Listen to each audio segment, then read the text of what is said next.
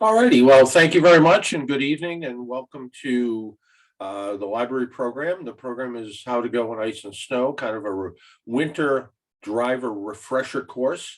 Tell you a little bit about me. My name is John Paul. I work for the AAA Auto Club. I've been at AAA. I think this March or April will be my 37th year with AAA. I'm the Senior Manager of Traffic Safety and also known as AAA's Car Doctor.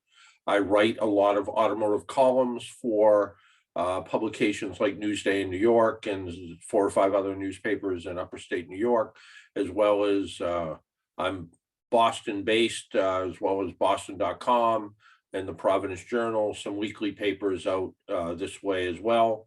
I also host a little radio show about cars on the weekends on Saturday on a local radio station here in the area. It's that first winter storm that usually gets everybody. That's when they're least prepared. And we just want to kind of go over some of the tips that might help you get through winter. I'm not good at predicting the future, but I know we are going to get snow over the course of winter and people won't be prepared for it. So hopefully this presentation will help you get through winter and get through winter safely. I always like to say you don't need to be afraid of driving in the wintertime. You just need to respect the road conditions and the weather conditions to make sure you get through safely. I do have a PowerPoint to share. So a little bit of maybe to get some people thinking about things, and we will start that. So again, How to Go on Ice and Snow, a winter driving refresher. Winter is supposed to be this pretty, looks nice, makes it relaxing. Unfortunately, a lot of times it's slippery roads and shoveling snow and not the kind of things we want. So yeah, that's what we want to see winter. We wake up in the morning, it looks beautiful, but unfortunately it looks more like this most of the time. So what we'll try to go over is how to improve our driving skills. So a little bit of maintenance to think about your car, some emergency supplies, a winter kit, and how to get out of bad weather, how to get out of a bad weather jam. When we do this in person, I like to ask these questions to the audience. Winter in New England is cold, miserable, or in the Northeast, depending where you're located, cold and miserable. I'm located in New England, so I always kind of think about New England. And the scariest winter driving experience I've had is, I will tell you two. One is that I was driving home from our office, our main office. I live about 50 miles from the office, or I did at the time. I actually live further away now. But at the time, it was about 50 miles away from home. It was snowing pretty badly, but not terrible. And our boss decided to let us go home around 2 in the afternoon. It normally takes me about an hour and 20 minutes to get to work. The roads were bad, but not real bad. The visibility was bad. It was hard to see. And it was that kind of snow that sticks to your windshield, sticks to your windshield wipers, and your windshield wipers don't work anymore. No matter what you do, it just makes it hard to be able to see. I was probably going 20 or 25 miles an hour. Cars were speeding by me. Those cars ended up off the road into a ditch because the road was slippery. It wasn't a ton of snow. It wasn't a foot of snow, but it was really slippery, and it was probably only 3 or 4 inches of snow, but it was miserable. The second experience I had, and by the way, it took me about 4 hours to get home. The second experience of, probably close to 4 hours. The second experience I had driving home that was bad, myself and a coworker were driving to a meeting about an hour and a half away. It started to snow. The people running the meeting said, you know what, we were going to go till 2:30. It's about 1:45. Let's get out of here before the roads get any worse. In that day, we had a lot of snow. And when we did, it really caused some road problems to the point where that hour and a half ride took us 5+ hours to get back to the office. And one of the experiences, why it was a scary experience was my coworker has a food allergy, and she was concerned that what we had for lunch was going to affect her allergy. Fortunately, it didn't, but she was smart enough to bring her EpiPen with us just in case. She always carries it with her because of food allergies, and fortunately, nothing happened. But again, a scary experience because the roads seemed pretty impassable, but the idea that someone with me could have had a medical episode at the same time made it even that much more worse to think about. So what can you do to prepare your vehicle for winter?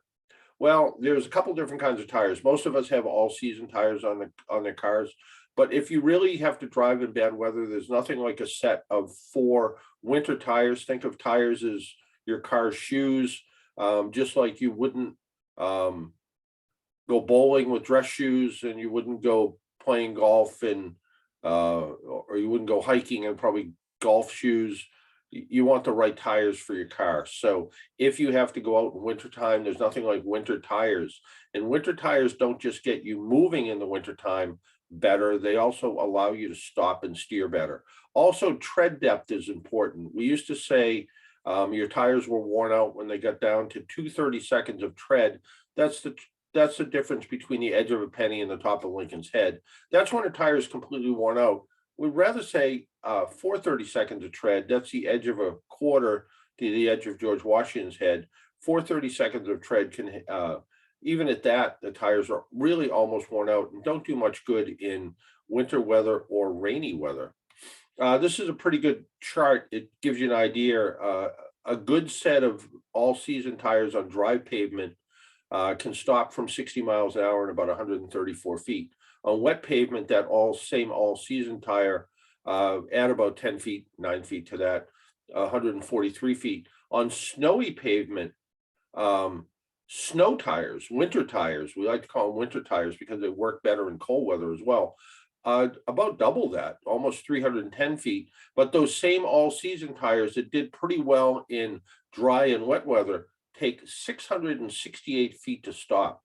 So if you have to be out if you're a health professional that has to be out before the snowplows are out, you're the snowplow driver and you have to be out before the snowplows are out, there's nothing like a good set of winter tires. And also winter tires work better in cold weather, where a regular tire, the rubber gets hard, kind of hockey puck hard, and where a winter tire actually stays softer and stickier and will give you better performance in cold weather. So if you have to be out early, if you have to be out before the snow plows, if you're a skier or snowboarder and you like to go up to the mountains, there's nothing like a good set of winter tires. I like to think whenever I put winter tires on my car, maybe winter won't come and I won't need them.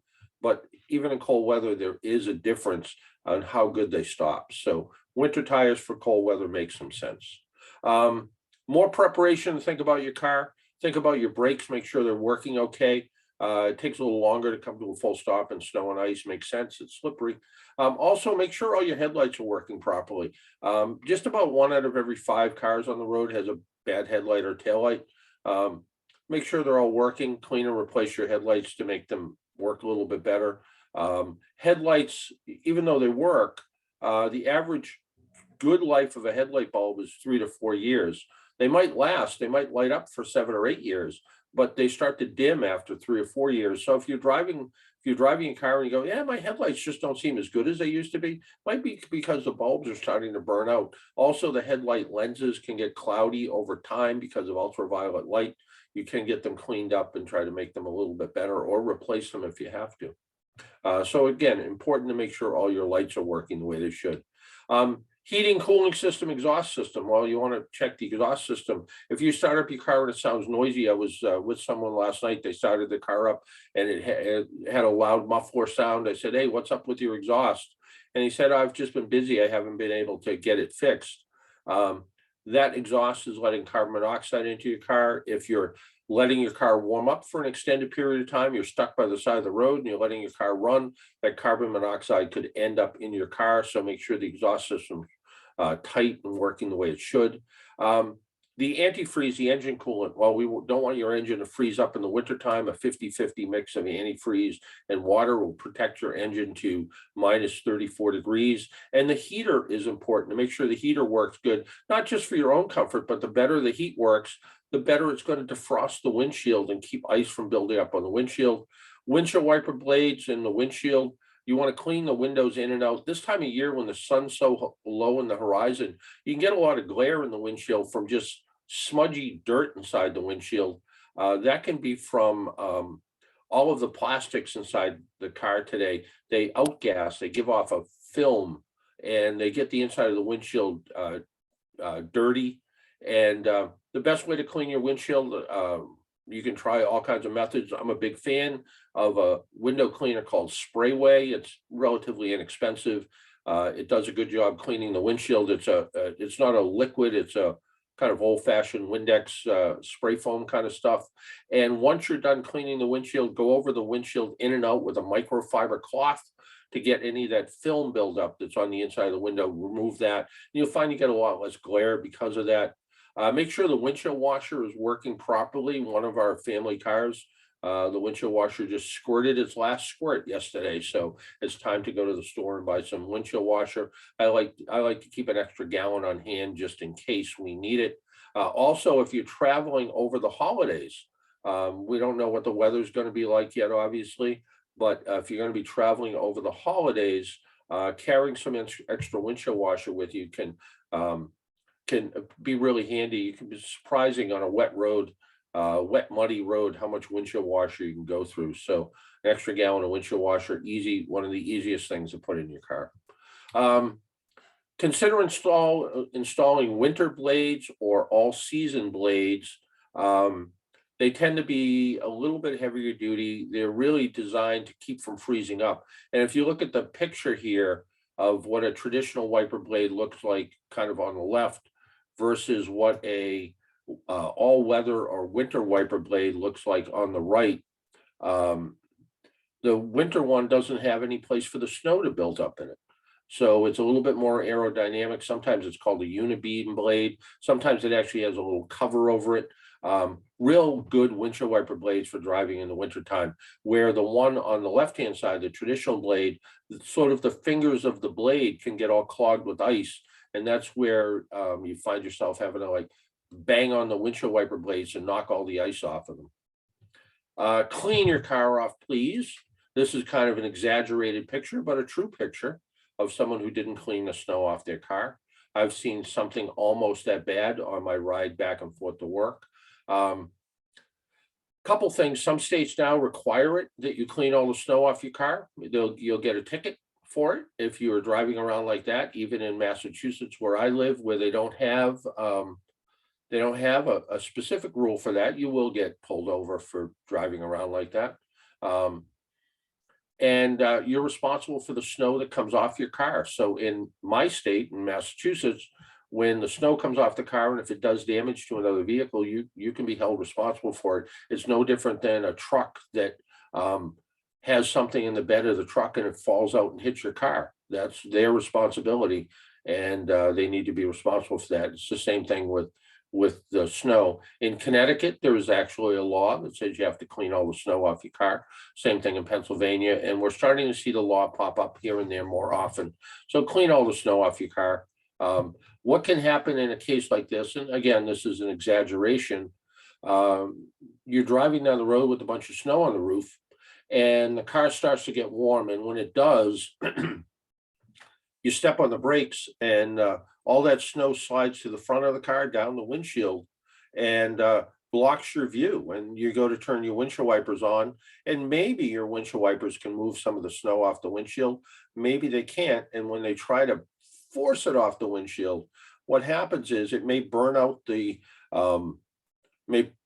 fuse out that runs the windshield wiper motor. It may burn out the windshield wiper motor, may damage the wiper mechanism. But either way, it can be anything from dangerous to dangerous and inconvenient to dangerous and expensive when it costs $500 or $600 to replace a windshield wiper motor. The other thing that happens, obviously, you step on the gas, the snow slides to the back. slides off the car and can cause a crash behind you. So clean all the snow off the car. It's not hard to do. You can get a good long handle snow brush. The one on the far right picture, the end swivels one way or the other to try to push and pull the snow as well as brush it off. I have something called a snow broom. Broom is, but it's the one I have is spelled BRUM. And it's just basically a chunk of styrofoam on the end of a handle, and you can push and pull the snow off the car. It takes literally minutes to just clean the snow, fully clean the snow off the roof and the windows. I have a small SUV. It doesn't have a roof rack. My previous one did. The roof rack was kind of a pain to clean around, but still with the snow broom, it was easy enough to do. And you were able to push and pull the snow off the car, make it nice and easy. So you don't have to worry about chunks of snow flying off your car. Or this long handle snow brush. Long handle snow brush is something you should keep in your car all the time, so you can clean the snow off your car. Also, you got to prepare yourself. I love this cartoon. It says, "Poor kid can't move. He's paraplegic." Yeah, he's dressed up, bundled up so much you can't move. This can happen with you and when you're driving. If you're all bundled up in your winter clothes with your mittens on and your heavy coat and a sweater and a hat and a scarf, if you have to make a quick evasive maneuver with your car, you might not be able to because you're so bundled up. The other thing that can happen is when you're bundled up like that, and especially if you're kind of stuck in stop and go traffic, it's pretty easy to fall asleep because you're so bundled up. This is years ago, when there were toll booths. I was at a toll booth, and there was a guy in an old Mercedes next to me. The car looked like it was really warm. You could see the ice and snow melting off of it. He was bundled up, maybe not quite like this, but he was bundled up with a hat and a scarf and a heavy winter coat. And it was about 6 o'clock at night. And I saw him nod off and wake back up and nod off and wake back up. And at one point I beeped my horn because I was next to him, and he kind of woke up again. And then he nodded off again and hit the car in front of him. Didn't do any damage, but you get so kind of cozy in your car with all your heavy winter clothes on and your heat turned way up. It makes sense. Keep your heat at if you have a electronic control, keep your heat at 72 degrees inside your car. So you don't need to be that bundled up, and it'll keep you from getting a little tired and groggy. Again, dress appropriately. Gloves are better for driving than mittens. Mittens are to slide around too much. Mittens are great to keep your fingers warm, not good for driving.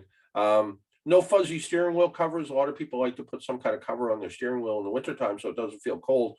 Fuzzy steering wheel covers, all the ones I've seen, all look like they can fall off if you had to make a quick turn. So stay away from fuzzy steering wheel covers, and make sure the floor mats are well secured. Some people in the wintertime will put winter mats in, but they won't take their old mats out, or they'll put an extra piece of like a carpet sample sitting on top of their mats, and it builds it up so high that the mats can get stuck under your gas pedal and brake pedal. This was part of the Toyota issue years ago with unattended acceleration, because they found some cases where the mats actually get jammed on top of the gas pedal because they were sitting up so high. So if you do put winter mats in, take the summer mats out or the other mats out. And if you just say, "Oh, I'm not going to spend the money on mats, I'll just go to the carpet store and get a couple of square samples and put them in the car to keep my mats looking good," take the factory mats out if you're going to do that. Just, it's too much stuff on the floor. Some things you should keep in your car in case of emergencies: cell phone charger. Today's cell phones sometimes have pretty short battery life, so having a charger with you, some kind of a warning device, reflective triangles, flares, something that if you break down, you can leave out so somebody knows you're there. A blanket of some sort, whether it's a real blanket or one of those space blankets, kind of one of those aluminum things, looks like aluminum foil, but keep you warm. A small shovel. I always keep a small shovel in my car. I have one that folds up, doesn't take up any room. It's handy to have. Jumper cables or a jump pack. There's two kinds of people in the world: those who need jumper cables and those who have jumper cables. It seems like I have a jump pack, so a little box that I can hook up directly to the battery, and I can jumpstart my own car without a Samaritan to help me.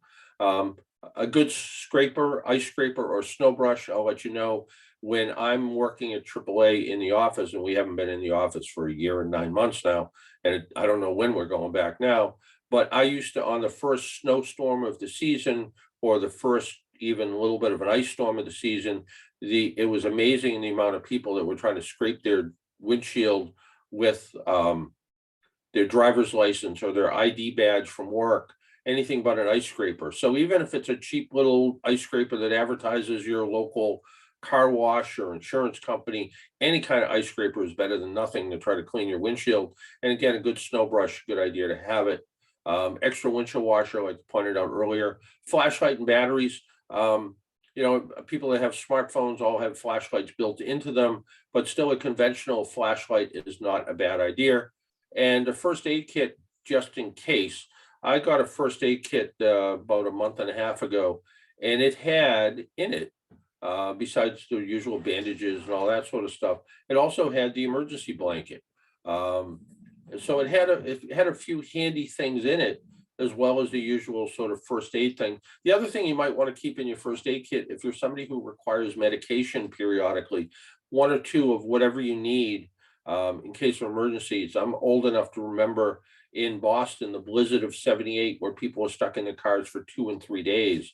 And, if you're a diabetic and you're stuck without your insulin, it's a bad thing. So, a little bit of medication just in case is always a good idea.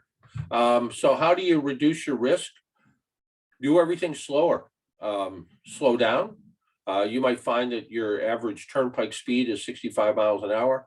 In the wintertime, with snow on the ground, 40 miles an hour might even be too fast. Slow down before entering any curves. A lot of crashes happen in curves. We like to talk about safe following distances. Anybody who ever took a driver ed course probably heard 1 car length for every 10 miles an hour. That's not a good measurement because, first off, nobody knows what a car length is. Is it a smart car, or is it a Mini Cooper, or is it a Chevrolet Suburban? A better way to measure following distance is count out seconds. So the car in front of you goes by a fixed object. It should take you about 3 seconds to go past that same object. In wintertime, at least double it, go up to 6 seconds. And if weather's even worse, 8 to 10 seconds of following distance. If you're out on the highway and somebody pulls in front of you because you have a big space between you and the car in front of you and people think you're going too slow, keep that safe distance. That safe distance is there to protect you. Stay in the lane that's clear. Just because traffic's going slow, don't say, I'm frustrated, I'm going to go in the left lane where nobody's been driving, but it's all snowy, I'll just make my way through it. That's where you get into a crash because that lane's going to be slippery. So stay in the lane that's clear.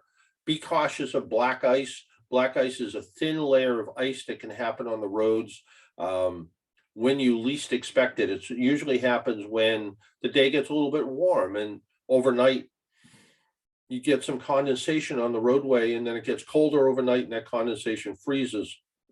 And it will freeze in places like on ramps and off ramps and bridges, places that don't get warmed by the sun first thing in the morning. Where I live, there is a section of the highway that is notorious for black ice. And I don't know why it happens in this one particular place, but it does. And I just avoid going out before the sun comes up right there because it is really slippery. Cruise control is a great way to reduce fatigue and improve fuel economy, but not in snowy or wet roads. Cruise control can act up in those kind of weather, And again, be aware of bridges, overpasses, and underpasses for black ice. And also be aware that bridges always freeze up first because they don't have the heat of the earth to keep them warm. So certainly you want to take care of that.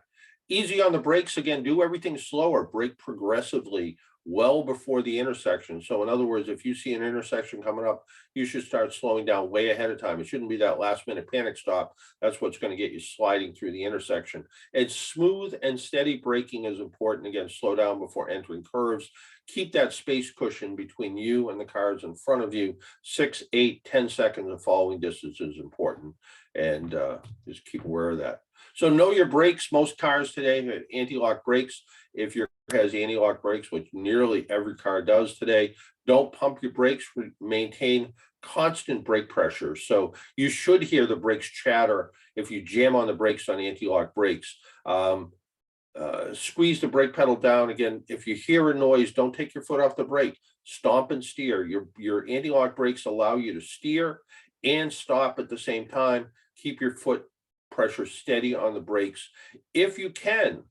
And especially if you have a new car to you haven't driven in the wintertime, go find a parking lot that's got a little bit of snow on it and get going 15 or 20 miles an hour. Jam on the brakes, see what it feels like. Experience what those anti-lock brakes are going to sound like and what they're going to feel like. It will make you a safer driver. Whether your car has anti-lock brakes or not, heel on the floor, control the brake pressure with your toes or the ball of your foot. Squeeze the brakes, nice control pressure. That's what's going to allow the car to stop better. And again, practice winter driving and braking as well. Find that empty parking lot to do it. Avoid getting stuck in a ditch. So what do you do if you're stuck? Well, straighten your wheels, apply the gas slowly. Don't rock the car out, going back and forth, but don't spin the wheels wildly. It will overheat the transmission fluid and damage the transmission.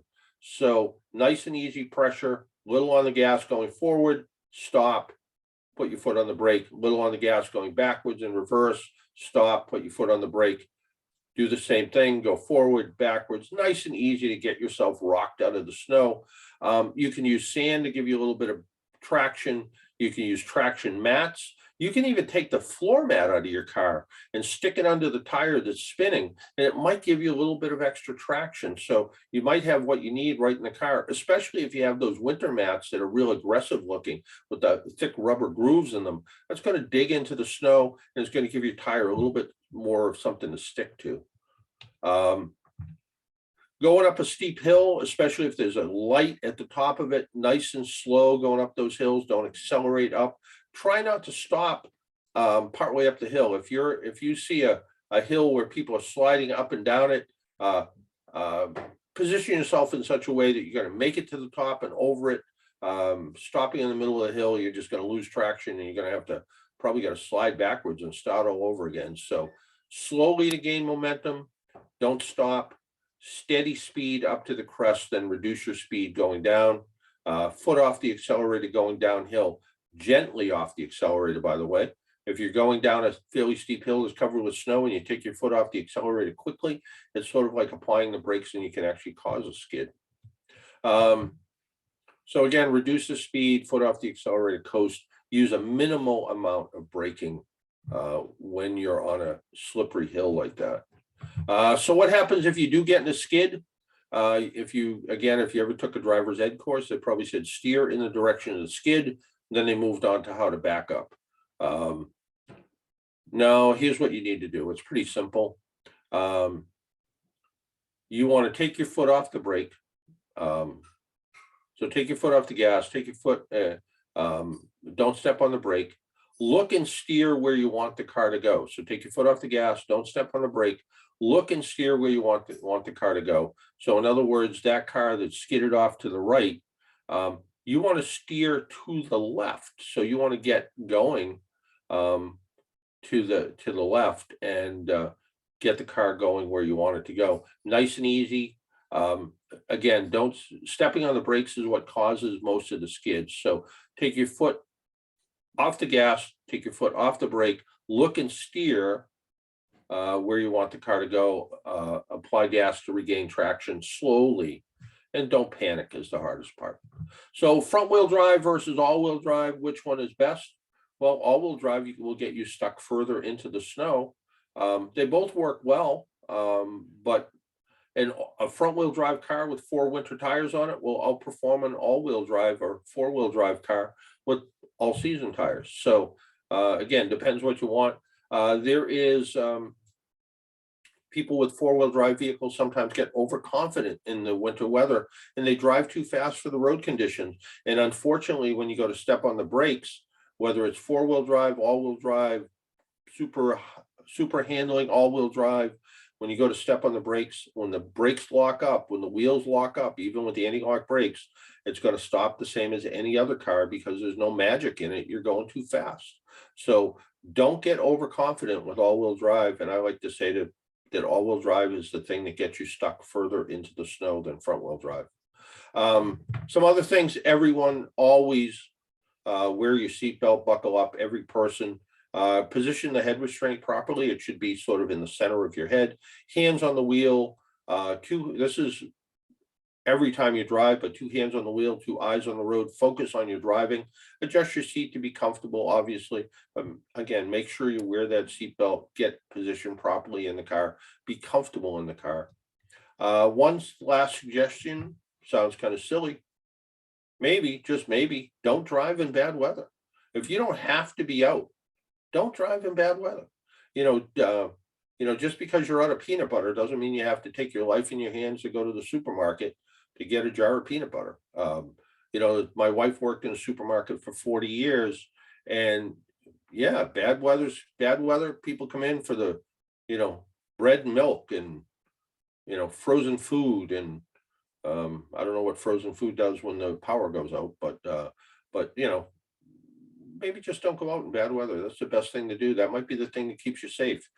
Because it's snowing and you're bored and you look out the window. No, stay home. Stay home. It's safer. You'll never get in trouble staying home.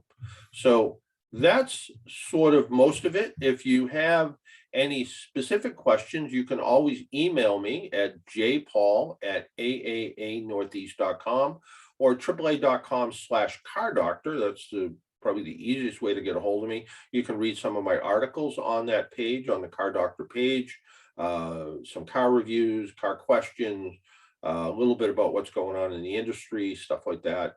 Always happy to help people with that. So plenty there that you can look at and check it all out. I'm going to stop sharing my screen now. And I know we have a few people in the room for our presentation. If anyone has a specific question, I'd be happy to try to answer it. We have a few minutes left, it looks like. I sometimes have a question about visibility. I don't know whether I should pull over. Should I try to get at the exit? Like, is there a rule in terms of how bad is it that you should just stop? If you can't see where you're going, pull over. It sounds kind of silly, but yeah, sometimes there's times where the visibility is so bad, it, comes down to zero. You're at sort of, utter, complete whiteout conditions where you can't see where you're going. Try to get over the side of the road and put your emergency flashers on so you can be seen by other drivers who don't do that. But sometimes, yeah, when it's that bad, sometimes you don't have any choice but to pull over. And there's no magic number that says, if you can't see, 1,000 yards in front of you or 100 yards or 100 feet. There's no real number. It's when you don't feel comfortable doing, when you don't feel comfortable driving because you can't safely see where you're going. And typically, here's sort of the real rule, I guess. When we talked about following distance, 3 seconds of following distance, 10 seconds in bad weather, if you can't see at least 6 or 7 seconds ahead. So in other words, say you're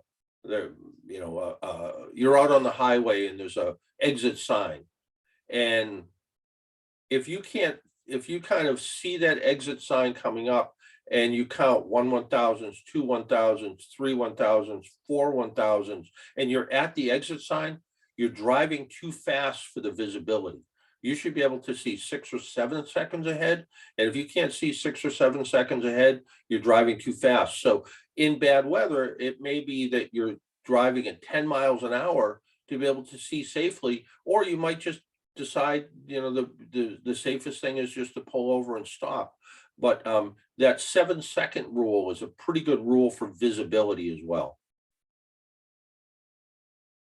My other question is, often where I am, the traffic lights go out. Is there some tips you can give when you're stuck, you have to get through the intersections? Yeah, but lights are down? it's just like a typical unmarked 4-way intersection. Pull up, sort of like almost like a 4-way stop sign, first in, first out, but slow down, come to a stop, look and make sure it's clear, left, right, behind you, going forward, before you proceed through the intersection. Any intersection that has no lights working, I look at that as a four-way stop. So everybody should come to a stop before zipping through there. Not everybody does, and that's why it's important for you to come to a stop. You might be going north and south, and the person going east and west just sails through the intersection. You want to come to a stop, you want to look, you want to make sure it's clear.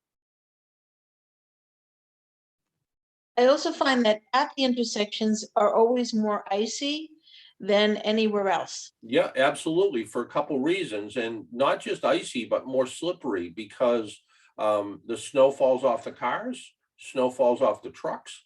The snow melts a little bit more at those intersections. There's nothing more slippery than water on top of ice. If you ever remember being a kid outside in the wintertime and there's a little bit of melted snow gets on top of ice, nothing more slippery than that. So that's one of the reasons, and that's one of the reasons why you always approach intersections in the wintertime more cautiously than you would any other time, because be aware that those intersections typically are more slippery than any place else. Now, some cities and towns will over treat the intersections to try to prevent that from happening, but not all of them. And it might be because of, water supplies, or, that drain goes into something where they can't put chemicals.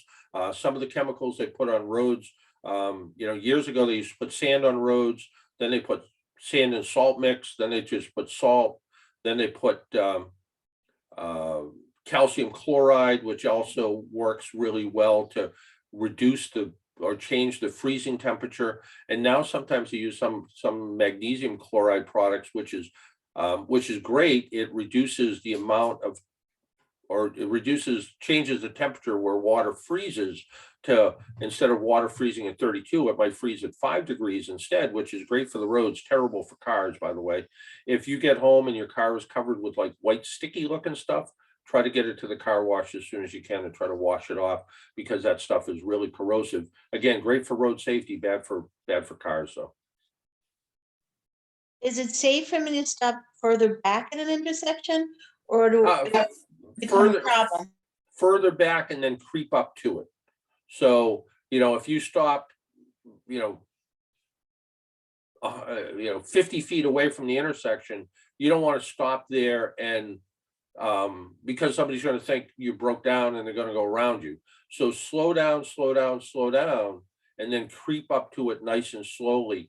You can be on glare ice and drive it a mile or two an hour, and you're going to have the ability to accelerate and steer. It's when you're going a little too fast and you lose traction, that's where the problem happens. So kind of creep up to the intersection nice and easy. That's always the best thing to do. And more importantly, slow down nice and easy. So nice and easy, that's where you want to use your brakes. You want to light pressure on your brake pedal. And what gets people into trouble is when you jam on the brakes hard and all the weight transfers to the front wheels, which is good for steering, bad for the back of the car, and it can cause the car to skid a little bit. So nice and easy. In the wintertime, everything's easy. Easy on the brakes, easy on the gas, nice slow steering maneuvers. That's what keeps you safe.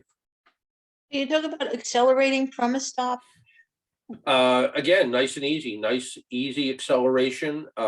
If your car is a newer car that has a winter mode or a snow mode, switch into that mode. That's going to give you a little bit more traction. It's going to start the car in a higher gear. But again, everything nice and easy. You can't go wrong being nice and easy. So easy on the gas, where you would normally accelerate, maybe you push down, a quarter of the pedal to accelerate away from an intersection. You want to breathe on the accelerator pulling away, and that's going to get you moving safely without any wheel spin. Wheel spin is what causes skids. Thank you. Sure thing. Anybody else? I don't have any question. I just want to say that it was very informative. Well, thank you. I really enjoyed this course. All right, thank you. It was very nice. All right, anybody else? No? Okay. Well, thank you very much. A couple of things to leave you with. Again, if you need to get a hold of me for any reason, AAA.com/car doctor. You can ask me any kind of automotive or safety related question. If you want to ask me about things like car insurance and car loans, I don't know that much about them, but I'll get you somebody who does. And also, not just this time of year, but all times of year, if you see a person working by the edge of the roadway, so a police officer, a fireman, emergency responder of any kind, tow truck driver, whatever the case is, slow down and move over. It's the law in every state, but more importantly, it saves lives. We just, in the last 3 weeks, we've had 2 of our tow truck drivers hit. One of them